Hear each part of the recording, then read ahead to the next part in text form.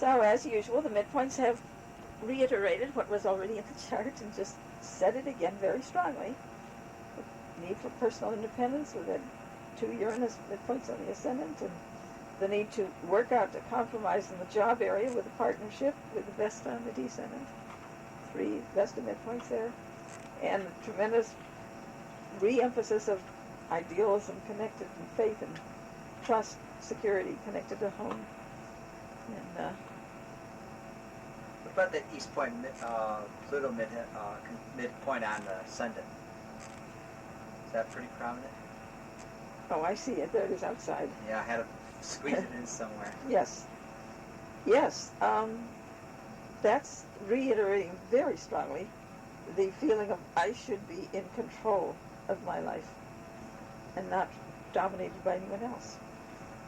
Pluto is where we learn to share power, but when you put it on the ascendant, I like the Mars Pluto, it's a real struggle, and the east point is like Mars again. It's more like the self-mastery. So it's positively expressed.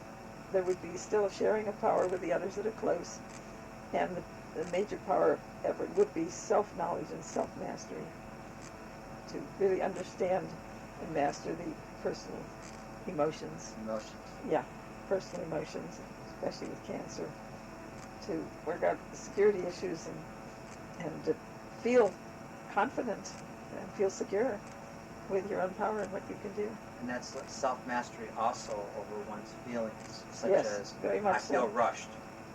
Yeah, feeling like you have adequate control of your life so you're not threatened. And it's in a grand trine to Vesta up in Pisces, and the moon in Scorpio. There's a very, very close grand water trine there of the ascendant to all those others. And of course the hazard of the water trines is psychic, being oversensitive, and over feeling what other people feel, and being weighed down by it, and feeling you need to pull back to escape from it, to put up barriers. And so you have to respect that feeling. And if people are too oppressive and they're what you're picking up from them emotionally, just to get some distance. But at the same time also to work on being able to control the feelings so they don't overwhelm you.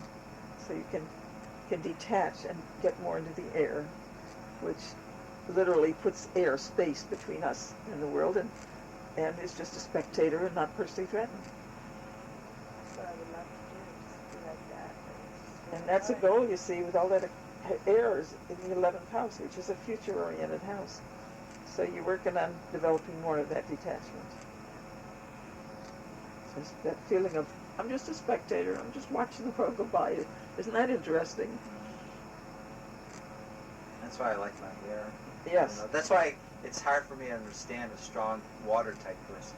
Because, And see, the other Aquarius in the chart is in the house of the partner. She's got a partner with some of that Aquarius ability. yes. And she's developing more of it herself with the 11th house emphasis. But she's got some of it. It's just that the fire of the water is so strong, it kind of overwhelms it. So it's like it's there in the nature, but you have to coax it a little, encourage it a little to get it out. So when you start feeling like the world is dumping on you and overwhelming you, just mentally back away and distance it and say, I'm just a spectator watching this. Well, I think we're always going to run into people who are going to start on. I mean, I do it too. Everybody does, sure.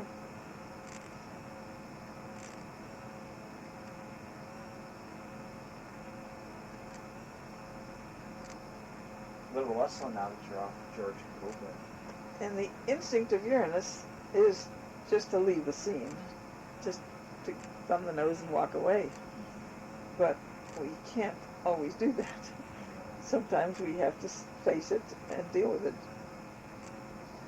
So you have to use your intelligence to say, is this person or situation that I can just leave? It's not an essential part of my life. Or is this something I need to accept and learn from and grow through? Yeah, every time I get mad at the supervisor, I'm not going to say, I quit. Yeah. You can't do that. Right. You just deal with it. You have to change with it too. That's Saturn, because that's, you know, like with the new Absolutely. system coming Such in. a dominant Saturn in your chart, yes. Yeah. Uh-huh. I like Saturn. I like my Saturn. I'm glad I'm You're in LA. obviously handling it well.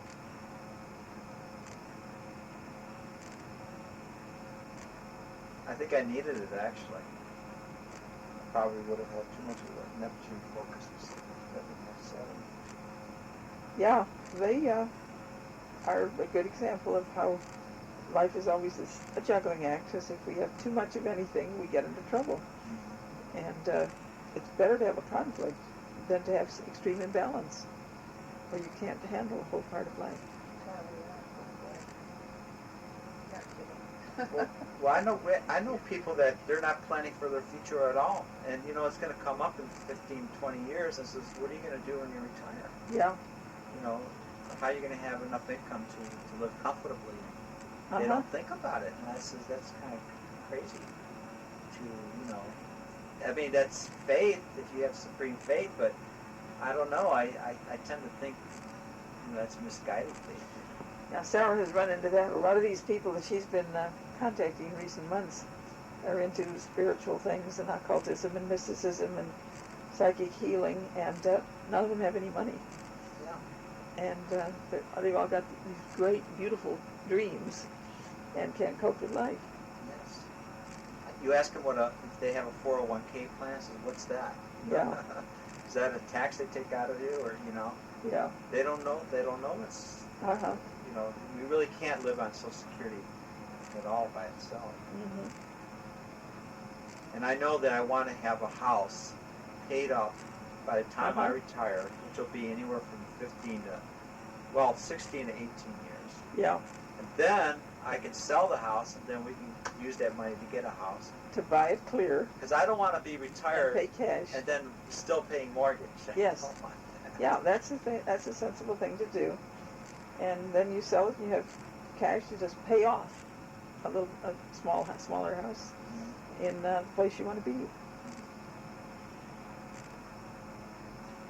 the meantime, you do your work and develop your creative skills, and you can go on doing the creative things in spare time now, but full time when you retire. That's one thing I liked about the Hindu astrology.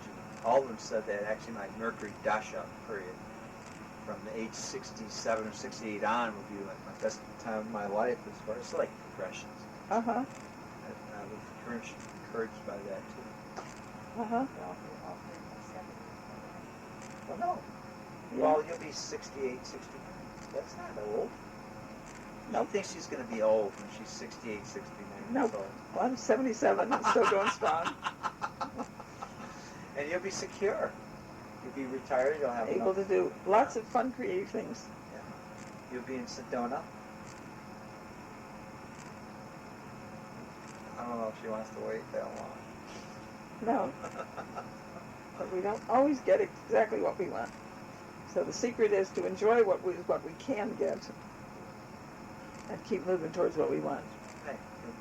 And that would include a house of our own. Yes. Signal Hill. Yes. Even though it's not going to be 14 acres, Yeah. it's going to be within a 1 acre lot shared with 14 other houses, but it's still going to be our own home now. Well, I was 70 before I got like 14 acres in the country. That's right. You're crying. You're crying. Sounds like a long time, but it comes before you know it. Time flies. What's bothering you this month? I guess it really bothers I you. really don't want to live there. Well, then you can concentrate on developing your creative skills, and if you've become such a great creative artist, then you can make the money to make the change, not That's depend on the true. lottery. Or I could just move, take what I have and Yeah, or you could vacation there part of the time. It's almost like a long-term time sharing, but longer. Yeah, You could stay there part of the time and stay in Long Beach part of the time. The only thing is I couldn't come along because I have to work at Long Beach. There's no work in Sedona. That's the only problem. Actually, you must deliver mail, don't they? No, it's rural routes, which means you only work part-time. See, rural means you use your own vehicle normally. Uh-huh. That means I'd have to purchase a car for that. Right. And it's only part-time. You get Uh-huh. less money. You don't get anywhere near the same benefits. Uh-huh. So actually, I'd be lucky if I get half the pay. I see. And it wouldn't work. I didn't realize that there was that much discrepancy with rural There delivery. is rural. It's different. It's not even full-time really. Uh-huh. And I think it's a whole different ballpark. The people who deliver here, it's only in the vehicle, but it's those little, it looks like they're official government little Jeeps. And it's pretty close to full time because they don't get our mail to us until late afternoon. Yeah, but if you don't actually officially work full 40 hours a week, every week, you lose a lot of benefits.